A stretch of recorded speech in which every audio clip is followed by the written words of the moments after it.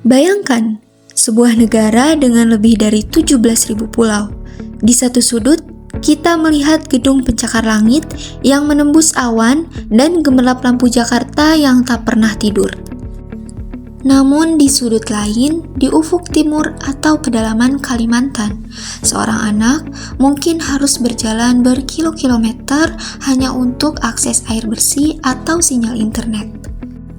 Indonesia adalah raksasa ekonomi, tapi ada sebuah pertanyaan besar. Benarkah kemajuan ini sudah milik kita semua?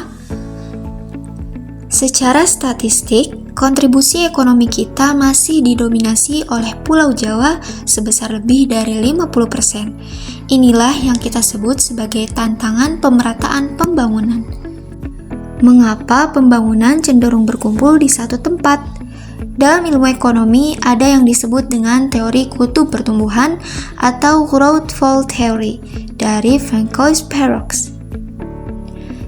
Teori ini menyatakan bahwa pembangunan tidak muncul di semua tempat secara serentak, melainkan di titik-titik tertentu yang memiliki daya tarik kuat. Pemerintah awalnya berharap terjadi trickle-down effect atau dampak tetesan ke bawah, di mana kekayaan di pusat akan mengalir dengan sendirinya ke daerah pinggiran.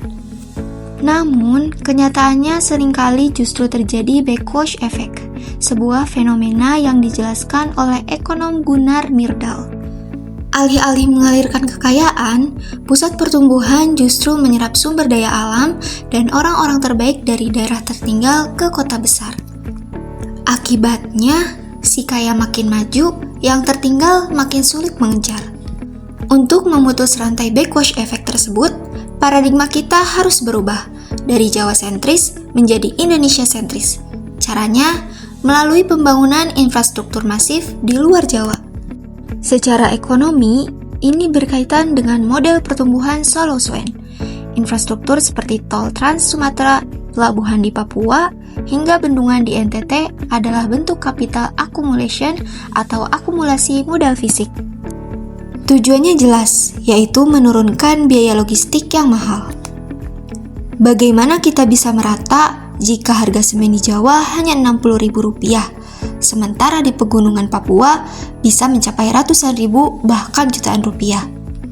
Infrastruktur adalah jembatan untuk menciptakan efisiensi pasar di seluruh pelosok negeri.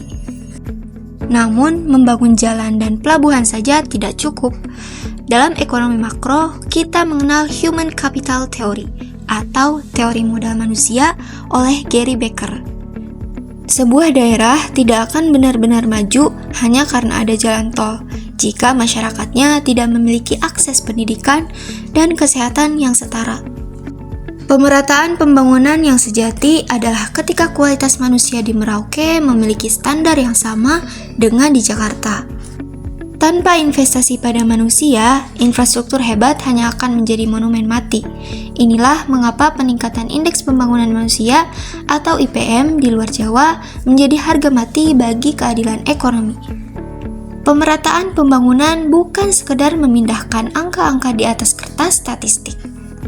Ini adalah tentang keadilan sosial bagi seluruh rakyat Indonesia. Ketika ekonomi tumbuh secara inklusif, setiap warga negara tak peduli di pulau mana mereka lahir, memiliki kesempatan yang sama untuk bermimpi dan berkarya. Indonesia bukan hanya tentang Jakarta. Indonesia adalah rajutan dari ribuan pulau yang harus tumbuh bersama. Karena pada akhirnya, kekuatan sebuah rantai ditentukan oleh mata rantai yang paling lemah. Mari kita pastikan tidak ada satupun mata rantai yang tertinggal di belakang. Saya Rifa Rahmawati, sampai jumpa di masa depan Indonesia yang lebih merata.